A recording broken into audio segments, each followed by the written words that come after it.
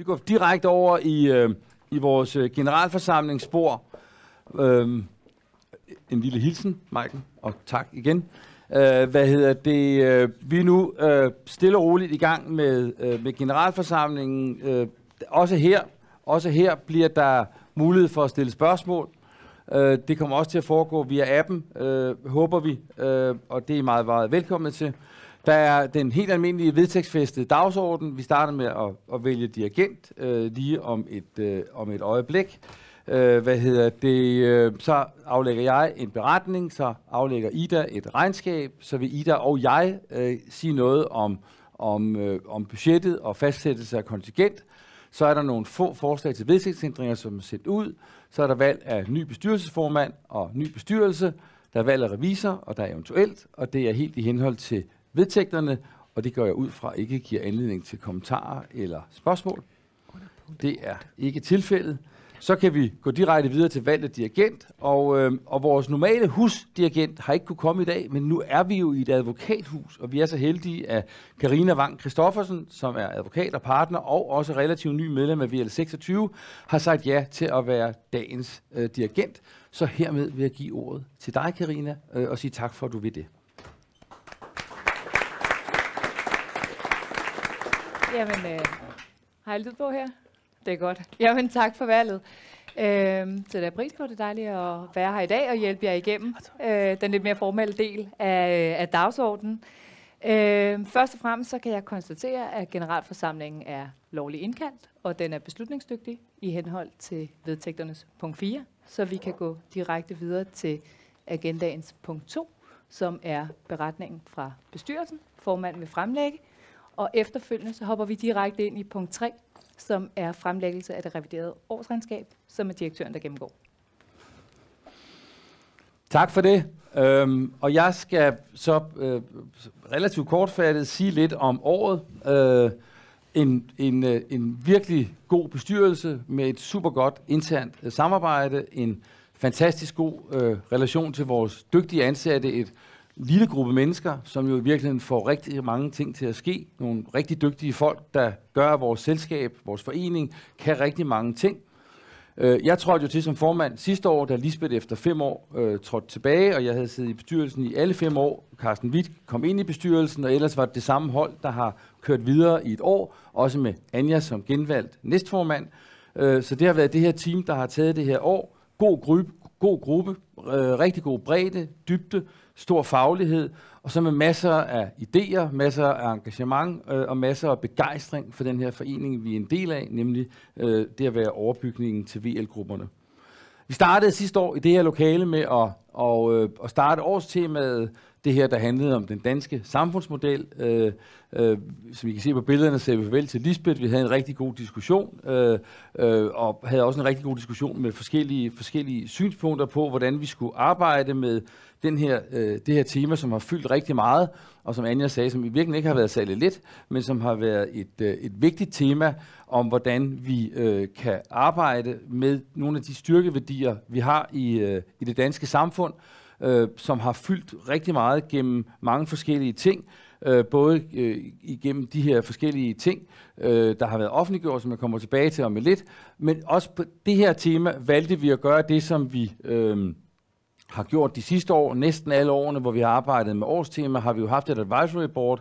Her kan I se, hvem der har været med i det forgangne år. Engagerede mennesker, og tusind tak for dem, der har stillet op til det og brugt tid på at være med til at forme. Der kommer til at være en tilsvarende proces med det tema, I lige har hørt om, og et advisory board til det. Primært med mennesker inden for VL-systemet, men i virkeligheden også nogle gange med nogen lige på kanten eller lige udenfor, for i virkeligheden at have den fulde bredde i arbejdet. Super spændende, og endnu en gang kæmpe tak for, at folk vi rækker ud til gerne vil være med. Det gælder i virkeligheden også, når vi laver VL Insight, som der også lige er blevet reklameret for. Altså når vi rækker ud til jer, om at være med til at blive interviewet, deltage i det, så siger folk ja, og det er vi rigtig glade for, fordi det giver i virkeligheden, at det også er nærværende ledelsesopfaringer, vi kan dele. Tag også at lytte til dem, tag at dele dem, tag at spille ind, hvis I har gode idéer. Det kommer til at fortsætte, som også sagt lige tidligere af Ida i forbindelse med præsentationen. Et af de møder, som er lidt særligt, men som er meget målrettet vores gruppe af ledere for VL-grupperne og de internationale grupper, er en Global Update, der holdes hvert år i december, og i virkeligheden for at se det, Maiken siger, det er fuldstændig tydeligt at se, hvordan nogle af de her dagsordner skifter sig, og hvordan den her Global Update også i virkeligheden flytter sig lige i øjeblikket på, hvad er det, der sker i verden, og nogle af de her ting, der har været i stand til også at blive kigget på, om hvad der ville ske. Tingene er næsten, hver gang vi er gået for de her møder de sidste 3-4 år, har vi sagt, fuck, hvor er det bare slemt, det vi ser derude, og så er det blevet værre. Altså, så det er virkelig overraskende, hvordan verden kan være. Men en virkelig vigtig del er at holde sammen på vores gruppe af formænd og på vores internationale grupper. Vi har også haft de regionale konferencer som noget nyt de sidste vist cirka 3 år. De er velbesøgte, det er gode debatter, og de kommer også igen i det her tema, og en opfordring til også at deltage i dem. Der plejer at ligge 2 væk fra København og 1 i København, og det er også en god måde, at vi er til stede, ikke alene i København. VL-døgnet, jeg synes i virkeligheden, da jeg blev valgt som formand sidste år, så tænkte jeg, vi kommer aldrig til at slå Egeskov. Så nu kommer jeg til at stå her næste år og skulle lide den tort, at det var bare det bedste nogensinde på Fyn, og det var fantastisk på Fyn. Men det var i virkeligheden en kæmpe oplevelse at se, at vi var flere mennesker, og det lykkedes i virkeligheden at lave et VL-døgn, der endnu en gang var helt oppe i topklasse og fik vanvittigt gode evalueringer, da vi målte på det. Velbesøgt, mange mennesker og rigtig, rigtig meget netværk. Så det er vi rigtig stolte over og glade for, men igen også fordi en masse af jer har rakt ud, har deltaget, har hjulpet, har bidraget både på insights, på gode idéer, og derfor grib endelig Idas opfordring til at skrive noget på sedlerne derude, så hvis I har gode idéer til, hvordan vi kan bruge oplægsholder og alt muligt andet, så gør det. Så rigtig, rigtig herligt at se, hvor stor en succes VL-døgnet var, og også muligheden for at fejre 60-året.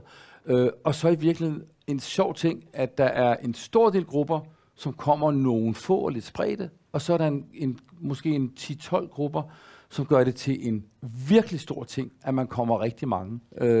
Og der er en lille smule tendens til, at det er voksne, og det var måske bare også en opfordring og en anledning til virkelig at bygge noget op omkring de her VL-døgn, som er gruppeorienteret. Så bare et par få nedslag på det sådan lidt mere indvortes. I de 6 år, jeg har siddet i bestyrelsen, har vi arbejdet ud fra en strategiproces, der beskrives her, og som I har set flere gange. Vi er ude i slutpunktet af den, hvor det virkelig handler lidt om noget imagefokus, noget branding, noget rekruttering. Og så er det mit gæt, min antagelse, at det, der kommer til at ske efter i dag, er i virkeligheden en bestyrelse, som starter forfra med en blank pil og begynder at bygge ting ind i den, om hvad der skal ske de næste 3, 5, 7 år, for at være tro mod, var det 80'erne, det var strategiperioden? For at være tro mod, for at være ansvarlige og være tro mod 80'ernes strategiprocesser. Det bliver rigtig godt. Når vi nu er i slutningen af den, så kan man sige, noget af det, vi har arbejdet med, er jo virkelig også evnen til at komme lidt længere ud og lidt bredere ud.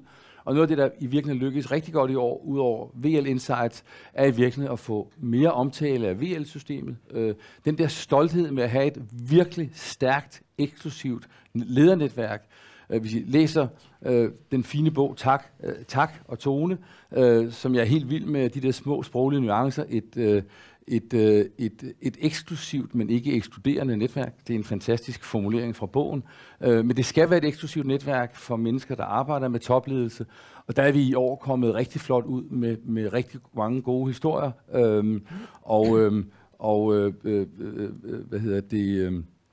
Frihedsbrevet fik jo lavet deres 21 eller 22 afsnit, men da de fik historierne fra alle om, at det her det er et sted, hvor man i virkeligheden arbejder ordentligt, man arbejder etisk, man sidder ikke og handler, man sidder ikke og laver underlige aftaler i baglokalet, og da de fik 21 grupper til at sige næsten det samme, uden at det var koordineret, så er de faktisk lavet ved med at lave det om de sidste 80 grupper, som de ellers havde haft en plan om. Og det viser også, at det her med at sige, hvem vi er, og være transparente og åbne, det er en super god strategi.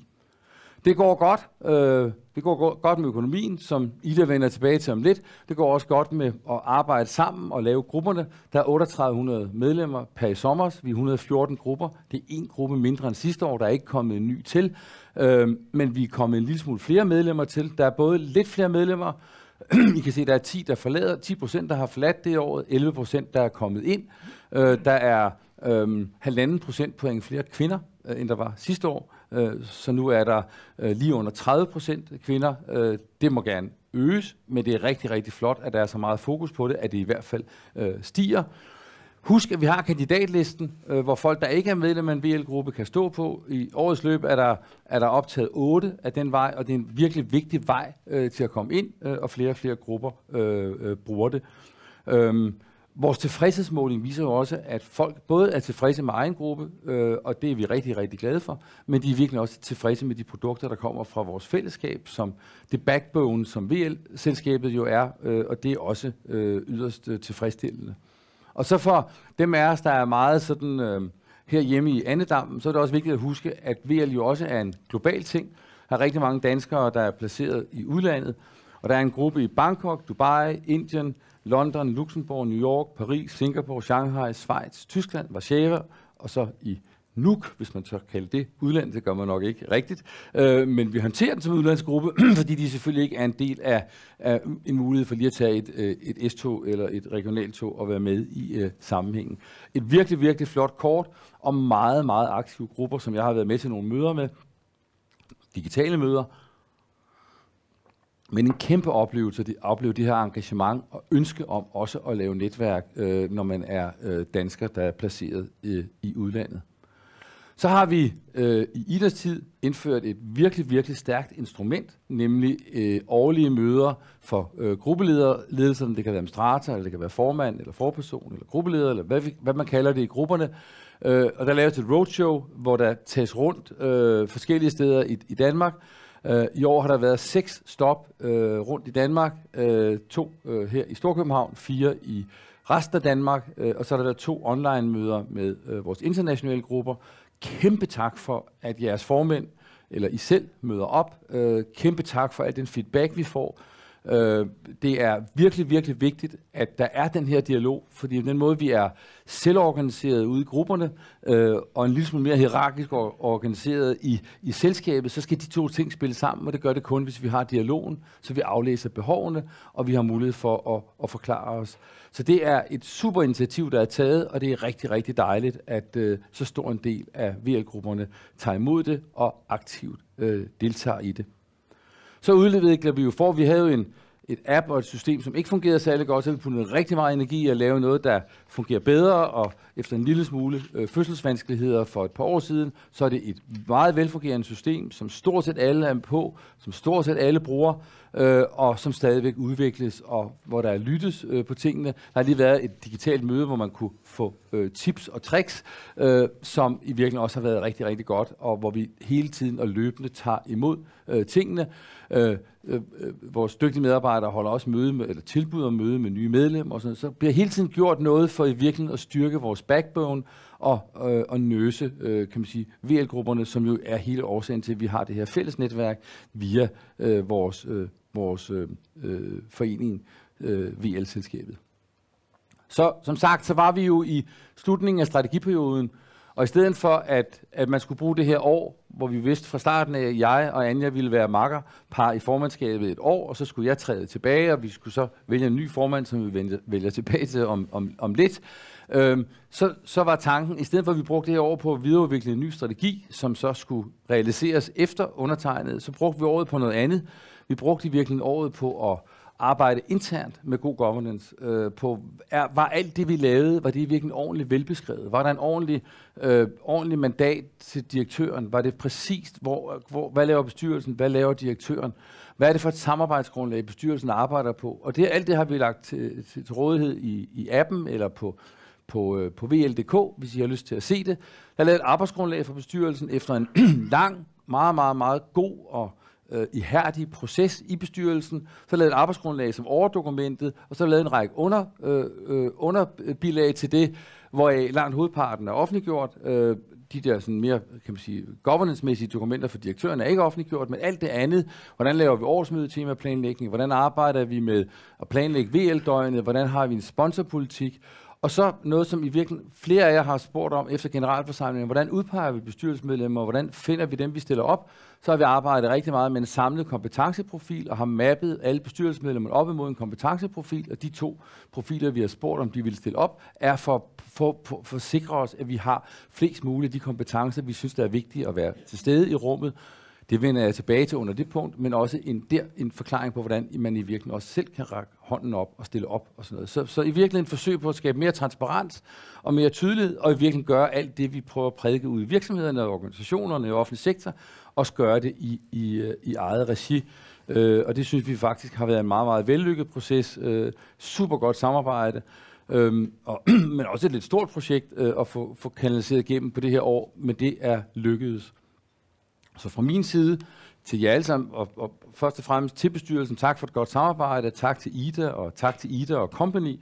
Kæmpe indsats. Så jeg synes, der er rigtig meget, vi kan glæde os over efter det her år, og dermed på vegne af bestyrelsen overlader jeg denne beretning til generalforsamlingens nådige behandling, og så efter aftale med dirigenten giver jeg ordet direkte videre til Ida, som nu vil sige noget om årsregnskabet. Men tak for jeres opmærksomhed.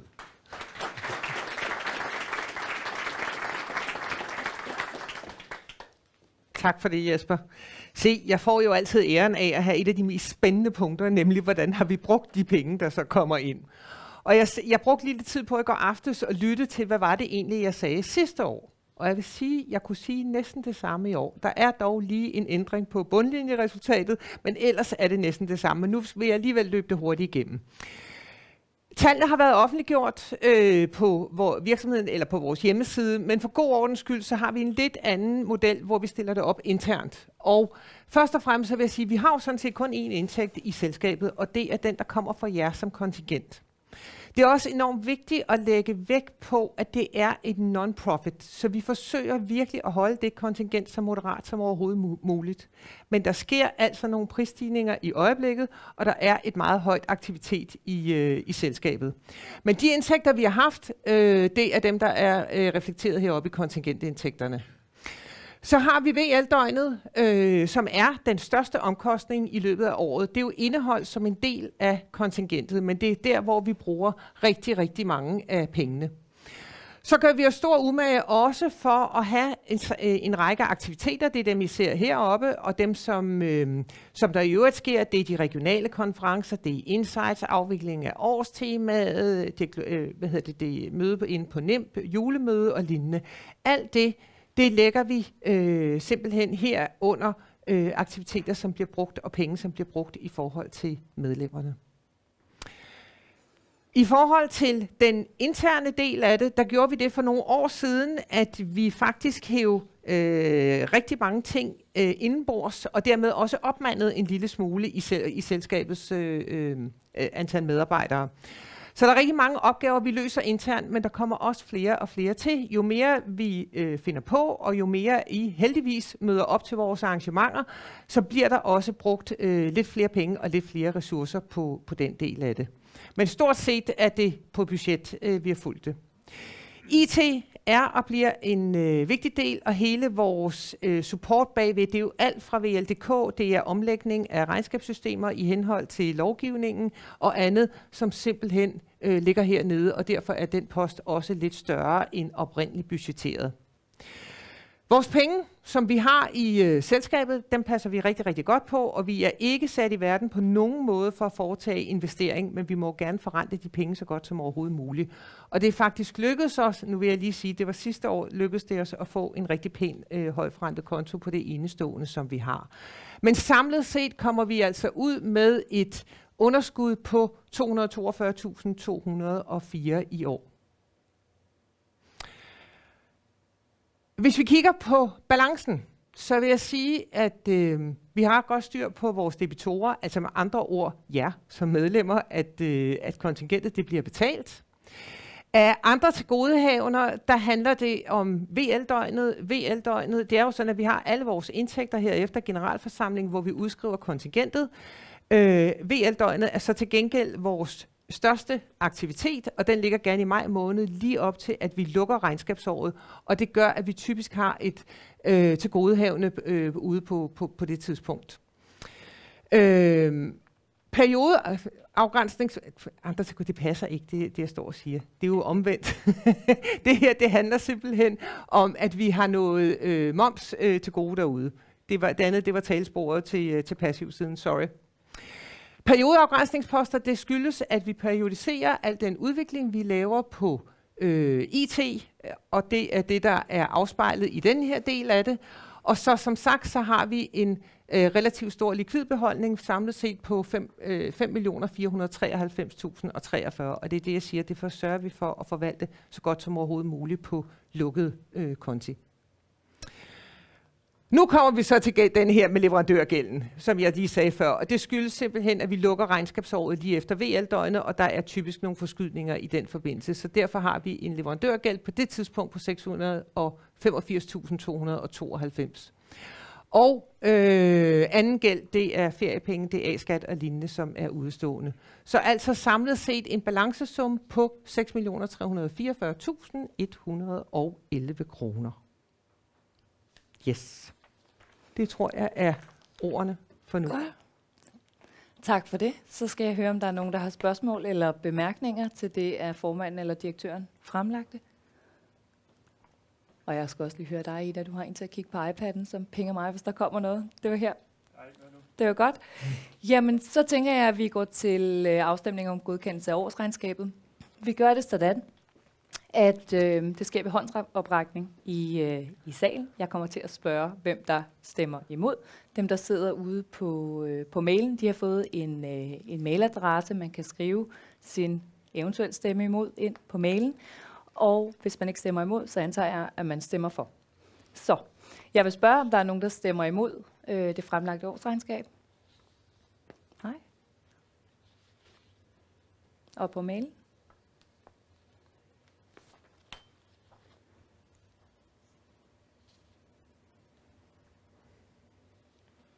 Det lyder ikke sådan.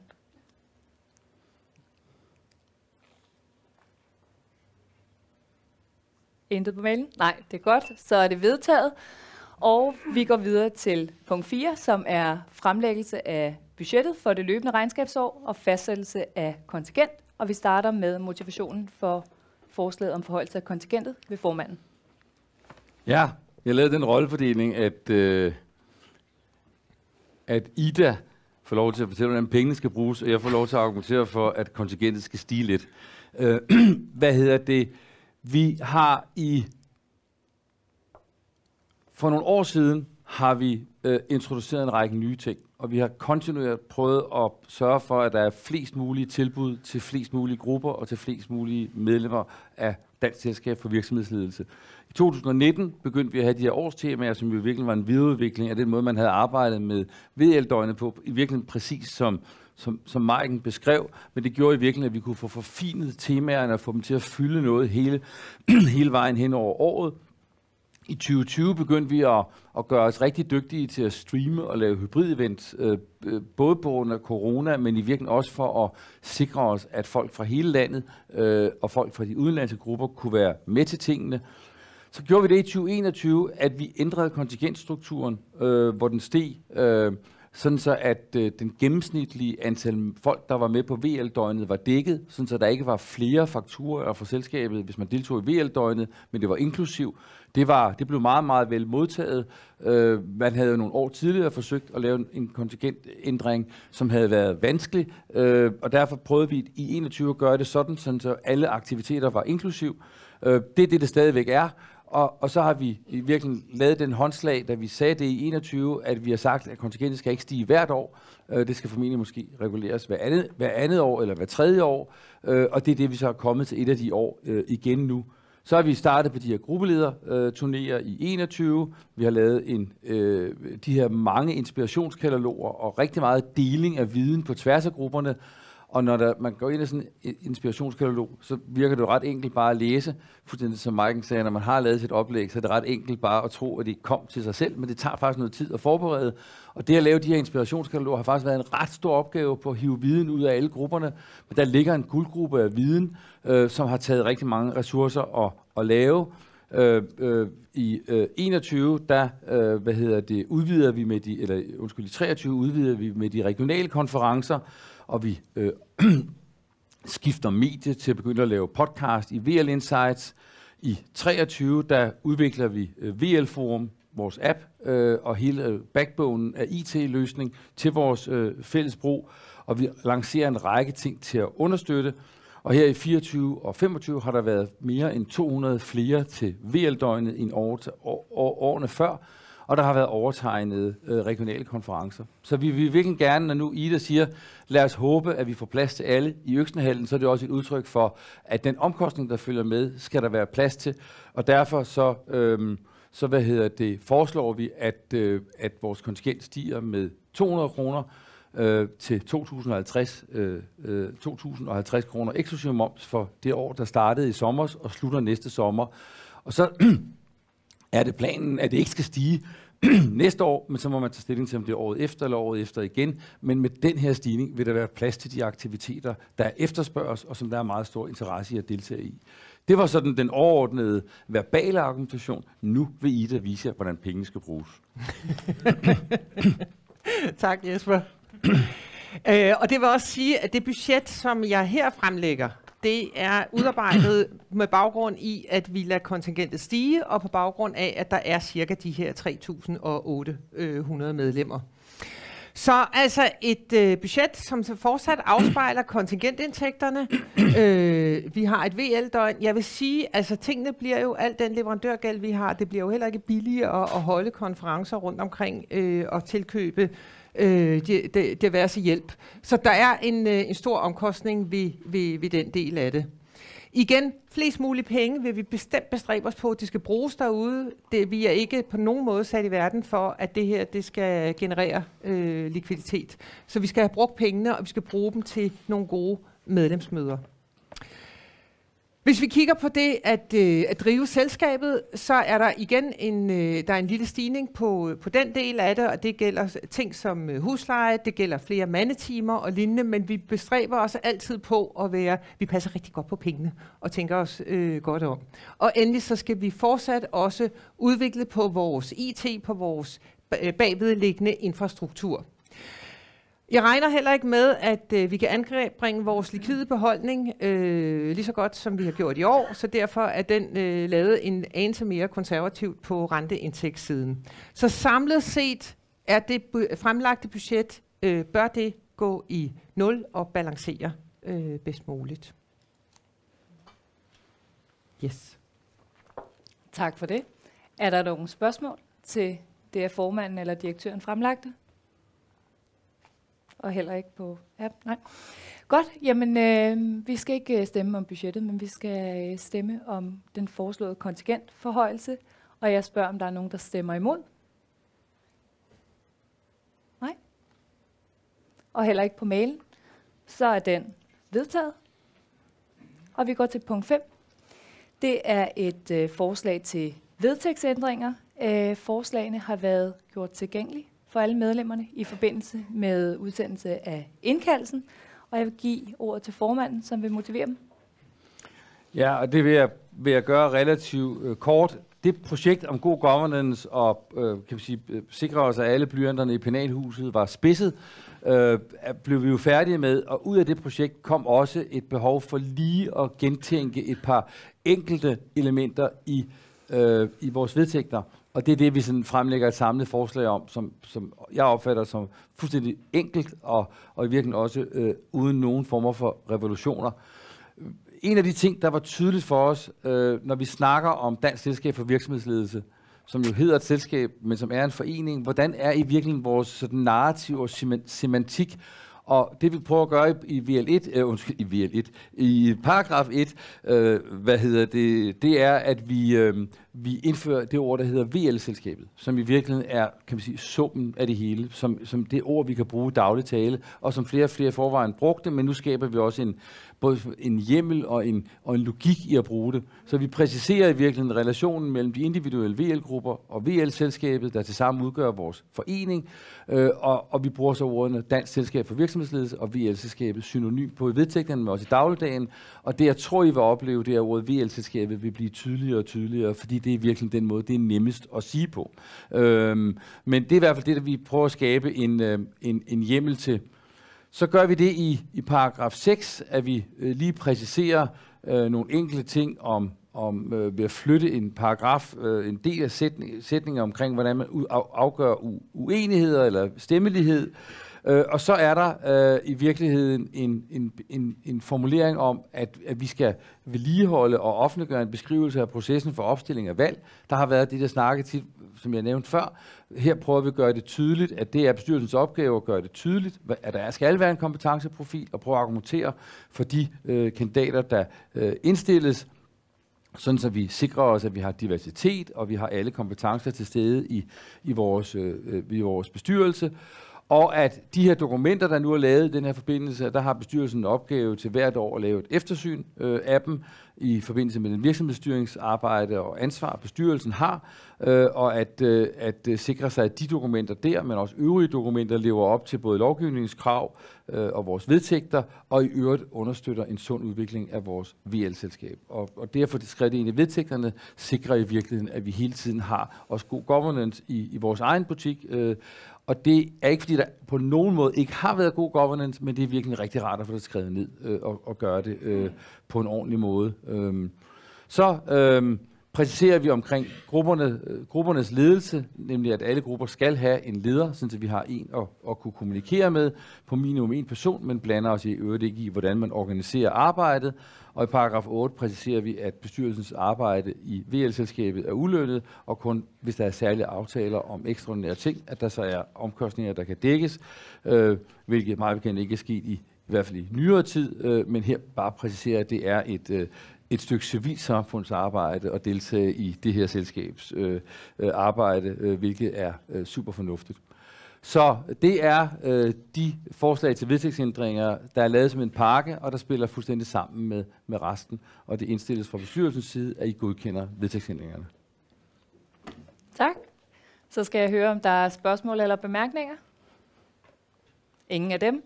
Og skal jeg sige, at når vi skal vedtage en vedtægtsændring, så følger det af vedtægterne, at vi skal have mindst 2/3 af de på generalforsamlingen repræsenterede stemmer for forslaget. Det betyder, at jeg lige om lidt, så spørger jeg jer først, om der er nogen, der stemmer imod. Kommer jeg til at spørge jer, om der er nogen, der stemmer blankt. Og hvis vi ikke har det for mere end 1/3 af de deltagende, så kan vi konstatere, at det er vedtaget. Så jeg spørger, om der er nogen, der stemmer imod. Er bestyrelsen foreslået?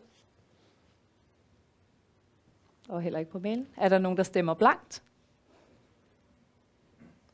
Heller ikke. Så har vi vedtaget vedtægtsændringerne som foreslået.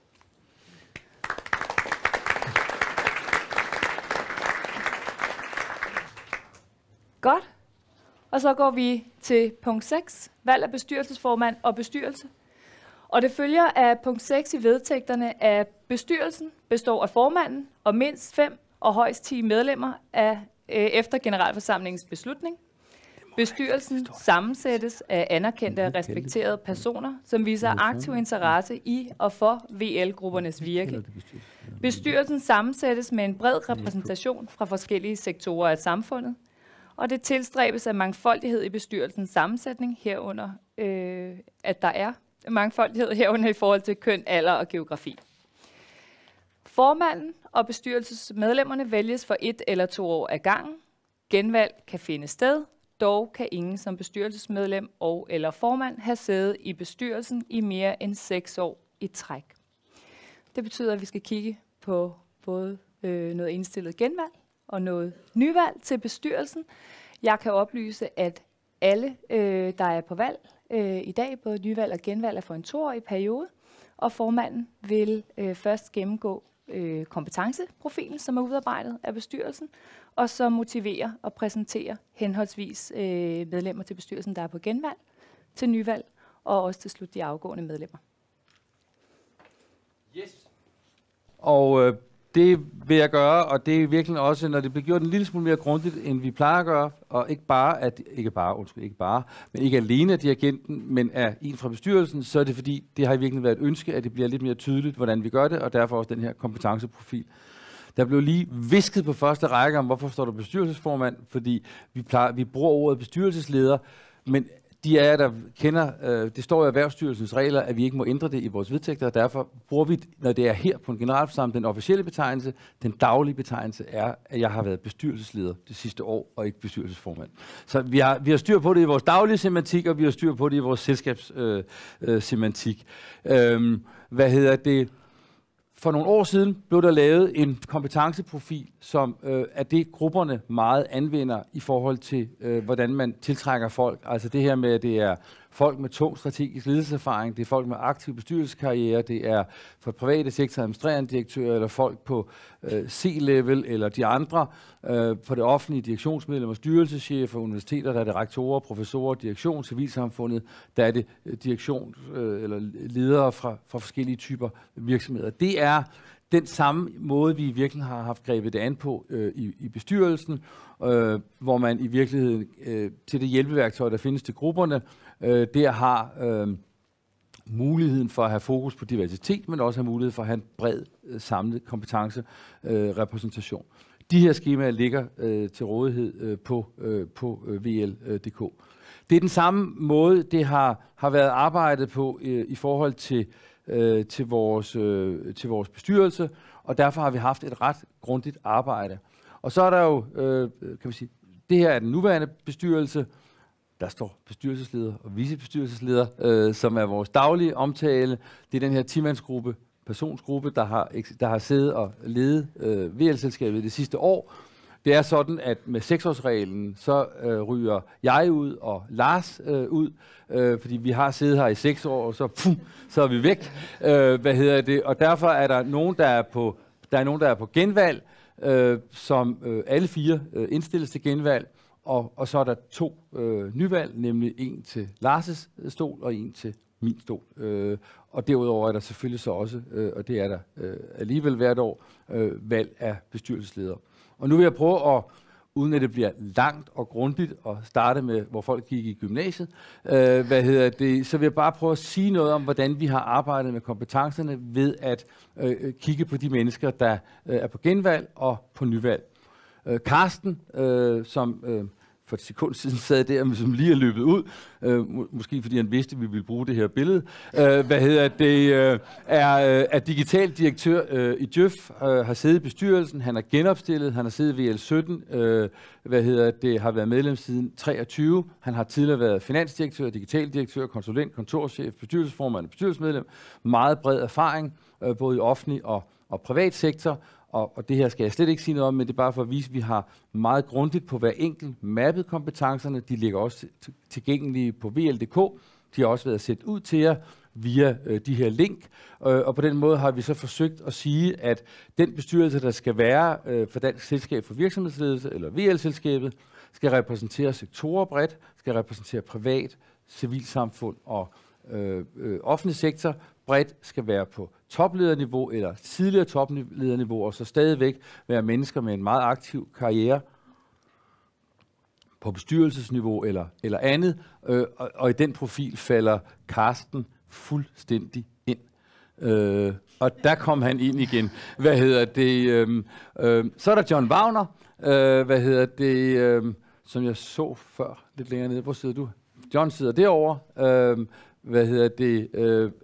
Tidligere journalist, eller er journalist, tidligere generalsekretær, tidligere administrerende direktør, har siddet i en masse bestyrelser, udvalg, kommissioner, sagkyndig dommer, i dag meget aktiv politisk kommentator og bestyrelsesmedlem en række steder, medlem af VL9, og det har han været lige siden Maiken blev valgt ind i Real Danmarks bestyrelse i foråret 99. Han har været medlem af bestyrelsen siden 21, og han har genopstillet af bestyrelsen, meget bred kompetence, og igen knytter jeg ikke ord til den her, men bare for at sige meget bred baggrund.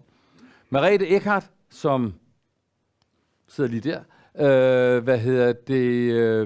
bred baggrund, underdirektør af Danmarks Radio, advokat hos Plesner, bestyrelsesleder, medlem i en række private og offentlige virksomheder, flere executive positioner, nu udviklingsdirektør i Domstolsstyrelsen. Vi håndterer Merete som vores statslige element, men domstolen siger jo, at de ikke er en del af staten. Men i den her sammenhæng er hun en del af staten, og er et vigtigt element i også at have kan man sige, andre dele af det samlede erhvervsliv og lederroller til rådighed. Medlem af VL47 i en årrække, siddet i bestyrelsen siden 23, genopstillet af bestyrelsen, og mere om hende her. Og så er der Peter Kås Hammer, som har snart 15 års erfaring som CEO, administrerende direktør i Kemper Lauritsen og Lindpro og Jos AS, nu CEO i Kemper Lauritsen, medlem af VL45 i en lang årrække, siddet i bestyrelsen siden 21, opstillet af bestyrelsen, og er så også, som jeg kommer tilbage til om lidt, indstillet som ny bestyrelsesleder til efterfølge undertegnet fra senere i dag. Så det er også Peters kompetenceprofil. Så er der de afgående, dem laver vi ikke servere på, det er undertegnet, og det er Lars, og hvor sidder du hen, Lars? Sidder lige der. Og vi har været med i de her 6 år, og har begge to synes, det har været helt fantastisk at være med, men træder jo ud, ikke mindst fordi det er fornuftigt at træde ud efter 6 år, men også fordi det står i vedtægterne. Så har vi et forslag fra en enstemmig bestyrelse om at vælge Peter som ny formand, og har været en del af en gennemtænkt succession over de sidste år, også i forhold til, hvornår Anja skal træde ud, og dermed også kunne lave et makkerpar der. Anja er ikke på valg som vicebestyrelsesleder i dag, det er bestyrelsen, der gør det, men en del af planen er i virkeligheden at skabe den her kontinuitet i overgangen fra et meget langvarigt lederskab under Lisbeths ledelse, til nu vi skulle lave den her, og så noget overgang mod noget nyt i fremtiden. Så det er Peter, der indstilles af bestyrelsen, sammen med de genvalg, jeg har nævnt. Og så er der jo 2 ledige pladser, og til det indstiller vi Anders, som står der. Anders har, apropos dagens og temaerne de sidste par gange, en lang karriere som forperson i danske flyvere, en lang karriere i forsvaret, lavet rigtig mange ting, har nu ansvaret for luftrummet over Danmark, og i øjeblikket må det bestemt være travlt, når man har ansvaret for luftrummet over Danmark. Han er CEO i Naviair, og har siddet i VL7, tidligere i VL37, har været medlem siden 2017, og er jo i virkeligheden i den der Naviair-stilling en privat virksomhed, men under 100% offentlig regulering og under 100% ejerskab, det man i politologien kalder en quasi-sektor, altså der, hvor offentlig sektor drives som privat sektor, og er jo virkelig en rigtig, rigtig god blanding i forhold til det med også at have offentlig sektor, men offentlig sektor som en del af en operativ selskabsform. Og i det lys har vi også med kendskabet til Anders indstillet Anders til bestyrelsen. Grundig kompetenceprofil og passer fuldstændig ind i det samlede rum efterfølgende. Og så har vi indstillet Jakob, som jeg ikke synes, jeg har set i dag, men som er indstillet og som gerne vil støtte op. Præsident og CEO for Falck, tidligere arbejdet i Novo og en række andre executive positions, lang karriere i Novo, har siddet i VL46 i 5-6 år og er opstillet af bestyrelsen.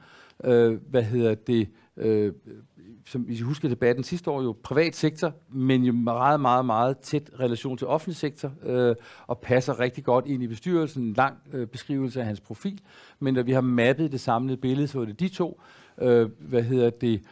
Kønsbalancen er stadigvæk fin, og derfor er der indstillet 2 mænd. Har været en overvejelse, om der skulle gøres noget andet, men i virkeligheden handler det om at få det samlede puslespil til at gå op, og det er det, som bestyrelsen har peget på. Så på den måde, hvis I følger indstillingerne fra bestyrelsen, så vil Peter blive valgt som bestyrelsesleder, Anders og Jakob vil blive nyvalgt på Lars' og min plads, og de 4, jeg nævnte før, vil blive genvalgt. Men det vil jeg nu overlade til igen. Tak for det. Så skal jeg spørge igen, om der er bemærkninger eller spørgsmål. Nej. Og så spørger jeg, om der er nogen, der stemmer imod. Det er bestyrelsen indstillet. Nej. Nej. Godt. Jamen, så tror jeg, at vi har fået genvalgt, nyvalgt og valgt en ny formand. Tillykke med det.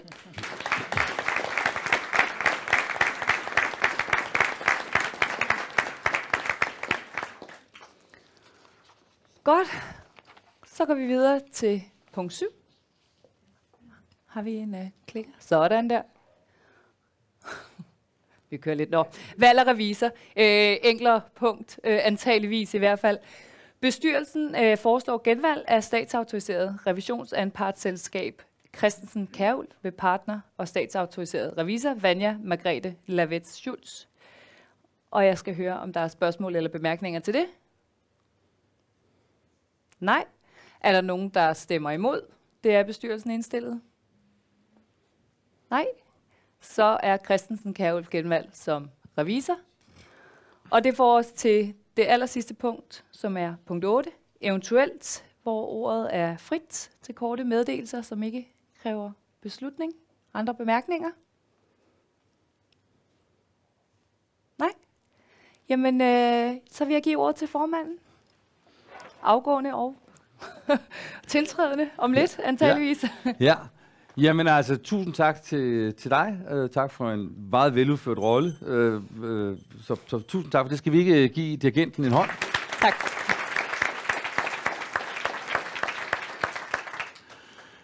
Så vil jeg bare sige tak for 6 fantastiske år.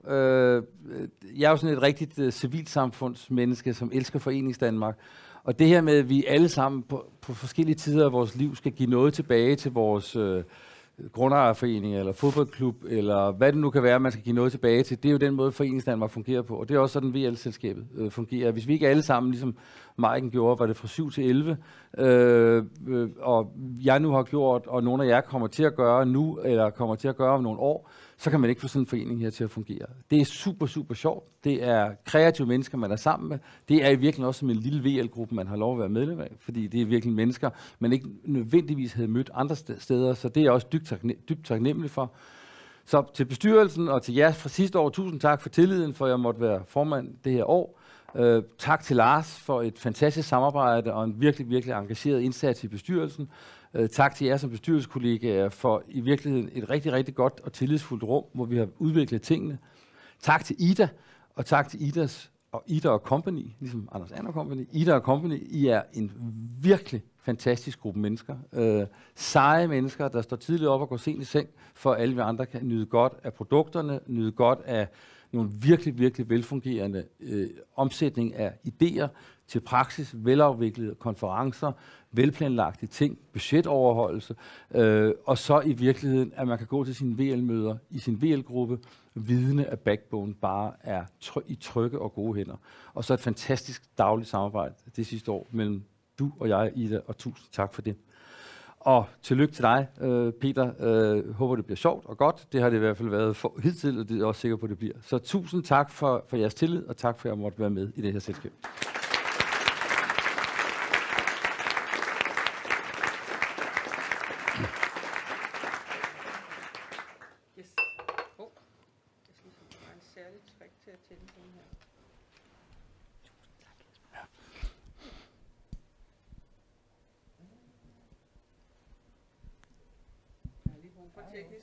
Ja, den siger noget. Du kan da få min her. Jeg tror, er jeg ikke ved at være...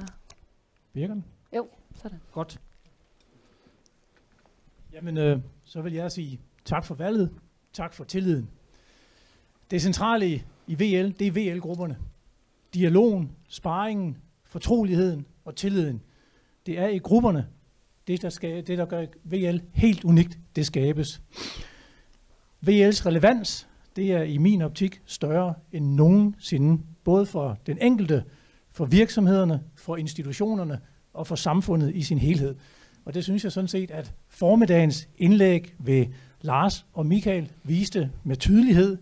Maiken viste det også, både igennem historikken op til i dag, det her med, at vi lige nu befinder os i en ledelsesmæssig Bermuda-trekant af forskellige temaer, samtidig med, at ansvarligheden nok for de fleste af os fylder mere, end den har gjort nogensinde. Og så kombineret med, at du brugte udtrykket, at de her temaer, som vi har været igennem over de sidste 60 år, der er ingen af dem, der er gået væk. Og dermed er kompleksiteten i ledelsesopgaven steget undervejs, og har måske i virkeligheden ikke været større på noget tidspunkt, end den er lige nu. Fra selskabet, og nu håber jeg, at jeg bruger den rigtige betegnelse i forhold til de nye vedtægter, der ligger det også på sinde, blandt andet at bidrage med en stærk profilering og en solid infrastruktur, og så samtidig være med til at engagere og inspirere til fordel for alle grupperne. Det vil vi fortsætte med, og vi vil fortsat gøre os umage, selskabets ledelse og bestyrelsen i fællesskab. Og i den forbindelse, der glæder det mig rigtig, rigtig meget, at vi i dag netop har sagt velkommen til 2 nye, meget solide profiler i selskabets bestyrelse. Velkommen til dig, Anders, som sad dernede, og også velkommen til Jakob, som så ikke er her i dag, men i særdeleshed også velkommen til ham. Samtidig så siger vi farvel til 2 personer, som i nu 6 år har haft en, og det kan jeg skrive under på, betydelig og helhjertet indsats til fordel for VL-selskabet og dermed også for de enkelte grupper. Og det er svært at finde nogle ord, som er beskrivende, eller som er dækkende for jeres indsats, men jeg har alligevel tilladt mig at prøve. De er på ingen måde dækkende, men de er rimeligvis beskrivende. Jesper, engagement, energi, struktur og udsyn. Tusind tak for indsatsen. Lars, indsigt, dedikation, forståelse og ambition. Tusind tak for indsatsen. Og til alle sammen, tak for valget.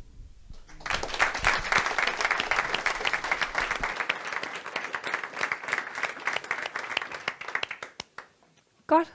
Jamen, så kan jeg meddele, at generalforsamlingen er hævet. Og så ved jeg ikke, Ida, har du et sidste ord, eller? Nej? Tak for jeres tid. Godt.